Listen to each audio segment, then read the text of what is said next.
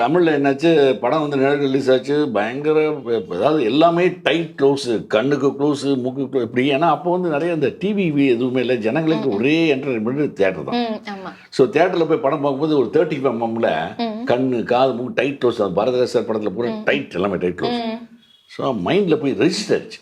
Face வந்து once படம் பார்த்தோன்னா அது ரெஜிஸ்டர் ஆகி நம்ம எங்கேயாவது ஹோட்டலில் சாப்பிட அந்த போடுறேன் இப்போ அந்த இதுதான் இந்த நிழல் அடிச்சேன் அப்படின்னு சொல்லி அப்படியே வந்து பாப்புலர் ஆகிட்டேன். பாப்புலர் ஆகி என்னால் ரோட்டில் நடக்க முடியல, பஸ்ஸில் போக முடியல. என்னடா இது இப்படி இருக்கேன்னு சொல்லி அப்புறம் இதுக்காக தான் ஒரு கஷ்டப்பட்டு ஒரு பைக் ஒன்று வாங்கினேன். ஓகே. பைக் வாங்கிட்டேன், ஆனால் பைக் ஓட்ட தெரியாது. எஸ்டி பைக்கு. ஓகே. அதுக்கப்புறம் ஓட்டுறதுக்கு நைட்டு ராத்திரி 10 மணிக்கு மேலே பைக்கை ஸ்டார்ட் பண்ணி ரங்கநாத் ஸ்ட்ரீட்டில் டிநகர் ராம்நாத் ஸ்ட்ரீட்லாம் சுற்றி ஓடிட்டு இருப்பேன். ஸோ இப்படியே இருந்தது. அதுக்கப்புறம் படம் ரிலீஸ் ஆகி பயங்கர பாப்புலர் ஆகிட்டேன். ஆனால் படங்கள் எதுவும் வரல.